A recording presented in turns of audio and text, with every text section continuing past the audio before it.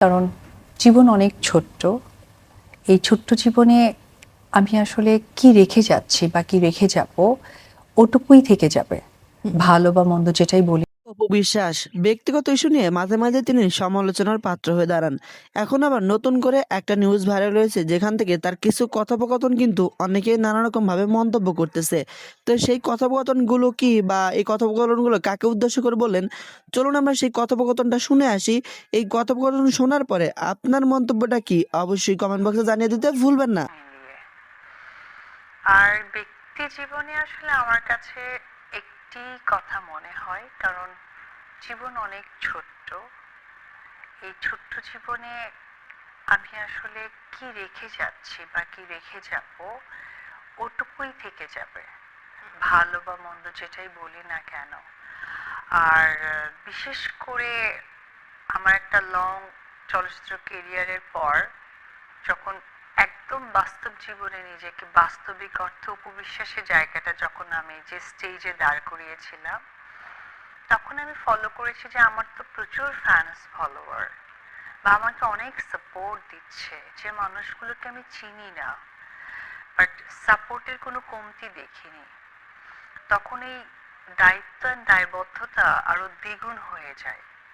তখন মনে হয় যে আমার ব্যক্তি বা ব্যক্তিত্বের জায়গা এত স্টিফ, মানে স্টেপ ভাবে যাওয়া দরকার, যাতে কিনা আমার থেকে কিছুটা হলে মানুষ শিখতে পারে, জানতে পারে। সো আমাকে ওই লাইনচ্যুত হওয়া যাবে না। তো সেই চিন্তা ভাবনা থেকেই আসলে নিজেকে খুব বেশি ইমোশনাল থেকে ইম্পর্টেন্ট হচ্ছে বাস্তবতাকে সায় দিয়েছি। আর কাজের জায়গাটা মনে হয়েছে যে আরো স্ট্রং হয়ে গেছে, যেটা বিগত দিনগুলোতে ছিল না। ইমোশনালের একটা কথা বললেন, অপু বিশ্বাস যখন প্রথম পর্দায় পা রাখে বাংলাদেশের চলচ্চিত্রে, তখনকার অপু বিশ্বাস ইমোশনালি কেমন ছিল আর এখনকার অপু বিশ্বাস ইমোশনালি কেমন, পার্থক্যটা কোথায়?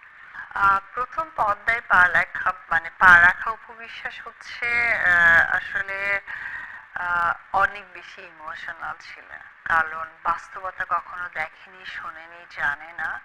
সুতরাং যাই দেখেছি, যাই শুনেছি, প্রত্যেকটাই বাস্তবিকই মনে হতো, কিন্তু এটা আর্টিফিশিয়াল ছিল। সময়ের সাথে সাথে এখন দেখা গিয়েছে যে আসলে ইমোশন বলে কোনো ওয়ার্ডই নেই। সো ইমোশনটা ক্রিয়েট করাটা অনর্থক।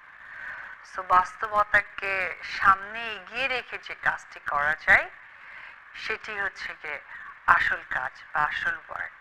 সো এটাকে ইমোশন বলবো নাকি বাস্তবতা বলবো, আই ডোন্ট নো। তবে শুরুতেই অনেক বেশি ইমোশনাল ছিলাম, যেটা বয়স, বিবেচনা, পারিপার্শ্বিক এবং শেখার জায়গাটা কম ছিল। রূপালী পর্দা সবসময় চকমকে, গ্ল্যামার, আলো, অনেক অনেক নেম ফেম, সবকিছুর মধ্যে কিছু জায়গায়ও আছে কিন্তু যে কিছু মেকি থাকে। এর মাঝে নিজের সত্যটা ধরে রাখা কত কঠিন। পৃথিবীতে নিজেকে বাঁচিয়ে রাখাটা অনেক কঠিন। আমরা যে মানুষকে চিন্তা করি যে এই মানুষ কখনোই ভুল করবে না, সেই মানুষটা অনেক বড় ভুল করে থাকে। বা যখন বোঝা যায় যে এই মানুষটা অনেক বেশি ভুল করবে, সে খুব ভালো কিছু করছে। তো আসলে বাঁচিয়ে রাখার ক্ষেত্রে আমি কি মানে বিশ্লেষণ দেব, আই ডোন্ট নো। তবে এইটুকু বলতে চাই যে বাস্তবতাকে সবসময় স্বীকার করলে বা বিবেচনা করলেই ভালোভাবে পথ চলাটা সম্ভব। আচ্ছা, পরিবর্তনের গল্প কিন্তু ছিলাম। এখন তো প্রত্যেকবারই যখন অপবিশ্বাস পর্দায় একটা অ্যাপিয়ারেন্স দেয়, নতুন কিছু আমরা দেখতে পাই, নতুন কোনো লুকে, নতুন কোনো গেট আপে, কিংবা ব্যক্তিত্ব কিছু একটা। এখন এই যে নতুন বছর শুরু হলো, নতুন বছরের সাথে কিন্তু অনেক অনেক নিউ ইয়ার রেজুলেশন আমাদের থাকে ডায়েরির পাতায়। তো একজন চিত্রনায়িকা বিশ্বাস, তার প্ল্যানিং গুলো আসলে এখন কেমন? যেহেতু চিত্রনায়িকাটা বলাই হলো, তো এই জায়গাটা আমার একদম বলতে পারেন যে আতুর ঘর। কারণ এটা আমার জন্ম, যে আমার নামটা যে আজকে সকলের কাছে পৌঁছে গেছে আমার ওই জন্মস্থান থেকে। তো সেটাই বলি যে লাস্ট ডিসেম্বরে আমি স্টার্ট করেছি দুর্বার একটি সিনেমা। চলচ্চিত্র অনেক আমার কাছে গল্প আসছিল, তো যেটা হয়েছিল যে সেই গল্প অনেক সময় পিক করছিলাম না, কারণ বিগত এক দুইটা সিনেমায় আমি একটু ডিসহার্টেড হয়েছি, কারণ আমাকে যে গল্প শোনানো হয়েছে বা আমাকে যে সাপোর্টটা দেওয়া হবে শুটিং এর ক্ষেত্রে, সেগুলো না কাজ করতে গিয়ে খুব একটা পেতাম না। তো সেই জায়গা থেকে এবার খুব চিন্তা করেছি, বা বলতেও পারেন যে আমি একটা লং টাইম ব্রেকও নিয়েছি, 2 ইয়ার্স, 2 বছরের মতো। সো 2 বছর পরে কিন্তু আমি লাস্ট ডিসেম্বরে স্টার্ট করেছি একটি সিনেমা। তো আমার লক্ষ্যটাই ছিল যে গল্প এবং প্রোডাকশন যেন আমাকে ফুললি সাপোর্টটা যায় একটা গল্পের সাথে, যেটা দরকার। তো ওই জায়গা থেকে দুর্বার সিনেমার শুটিং স্টার্ট হয়ে গেছে অলরেডি, আর এই জানুয়ারিতে স্টার্ট হবে আমার সিক্রেট সিনেমার শুটিং। সো এই দুটো সিনেমা নিয়ে আপাতত প্ল্যানিং আছে, এই 2026 সালটা কিভাবে মেক করা যায়। এর মাঝে আরো অনেক গল্প আমার কাছে এসে জমা হয়েছে, এখনো কথাবার্তা চলছে। এটার বিষয়ে এখনো ফাইনালাইজড কিছু না, হয়তো বা সময়ের সাথে সাথে জানা হবে।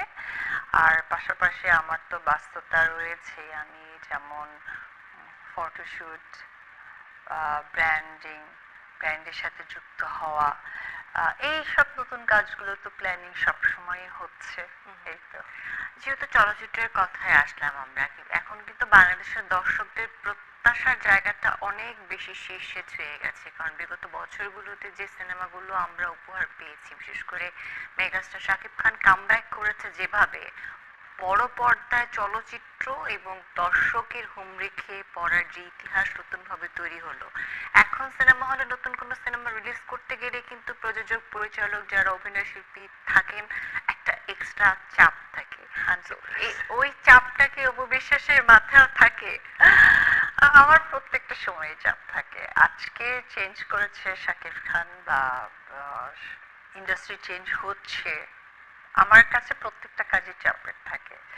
এই কারণে, কারণ আমি একটা কাজ আমার মনের মাধুরী মিশে করেছি, ওটা যখন 18 কোটি মানুষের সামনে প্রেজেন্ট হচ্ছে, মানে বাংলাদেশে ভাষাভাষীর মানুষ যেখানেই আছে তাদের সামনে গিয়ে যখন পৌঁছে যাচ্ছে, তখন তো অটোমেটিক্যালি একটা অন্য ধরনের টেনশন কাজ করে। কিন্তু যখন রিলিজ হয়ে যায় তখন হয়তো বা ভালো বা মন্দর ফিডব্যাকটা চলে আসে, তখন মনে হয় যে আচ্ছা এই ভুলটা ছিল বা এটা ঠিকঠাক করেছি, তখন আসলে কাজের কম্পেয়ারটা বুঝতে পারি যে আচ্ছা না ঠিক আছে। সো আসলে আমার কাছে প্রত্যেকটা সময়ই যখন আমার কোনো কাজ রিলিজ হয় বা সকলের সামনে পৌঁছে যাবে, তখন বাড়তি একটা প্রেশার থাকেই। একটা কাজ করবেন কি করবেন না, অনেক সময় আমরা পরামর্শের জন্য বিভিন্ন মানুষের শরণাপন্ন হই, জিজ্ঞেস করি ভালো হয়েছে খারাপ হয়েছে, ফিডব্যাক চাই। এ ধরনের ফিডব্যাক চাইতে উপবিশ্বাস কাদের কাছে চায় বা কার কাছে চায়? সর্বোপরি তো আমার প্রথমে মা ছিলেন, মাই আমার সবকিছুর ঊর্ধ্বে, তার সাথে আসলে আলোচনা করে সবকিছু ডিসিশন নিতাম। এবং আজকে অপু বিশ্বাস স্ট্রং ভাবে দাঁড়িয়ে আছে, কাজ করছে, সকলেই তাকে যে সাপোর্টটা দেয়, আমি মনে করবো এটা টোটাল ক্রেডিট আমার মার, কারণ সেই সময় আমার মা বেঁচে ছিলেন। আমার মা লাস্ট 5 বছর, 5 বছর হয়ে যাচ্ছে, 5-6 বছর হয়ে যাচ্ছে আমার মা আমার মাঝে নেই। এখন যেটা হয় কি যে কাজ এবং সবচেয়ে কাছের মানুষটা আমার কাছে নেই, যে বাস্তব, আমি আবারও সেই কথাটাই আসছি যে বাস্তবিক অর্থে যেটা করা দরকার সেটাই আমি করি। আর ভালো মন্দ আসলে ডিসিশন নেওয়ার তো মানে আমরা চিন্তা করি একটা, সৃষ্টিকর্তা প্ল্যান করে আর এক ভাবে, তারপরেও আমরা তো ডিসিশন নেওয়ার সেই মেধা বুদ্ধিটা সৃষ্টিকর্তা তো আমাদের দিয়েই দিয়েছেন। আসলে এভাবেই হয়, ওরকম স্পেসিফিক কেউ নেই যে আমি কারো কাছে আলোচনা করি, কেউ আমাকে ফিডব্যাক দেয়। আমার কাছে মনে হয় যে না, ওকে ফাইন, এটা ভালো হতে পারে, দেন আমি ওটা করি। ওকে ফাইন, এটা ভালো হবে না, দেন ওটা করি না। That's it. মায়ের প্রসঙ্গে তো বললেন, মা তো সকলের জন্য একটা আস্থার নাম, যে আস্থা এখন হয়ে উঠেছেন আপনি কারোর জন্য, আমাদের জয়ের জন্য। একদম। জয় আসার পর তো লাইফে যে বড় হচ্ছে বিভিন্ন ধাপে, এবং অববিশ্বাসও সেই সাথে সাথে নিজেকে আরো পরিণত করে তুলছে। তো মা হিসেবে ডিউটিটা আর ওয়ার্ক পারপাসে নিজেকে ব্যালেন্স করা কেমন চলছে?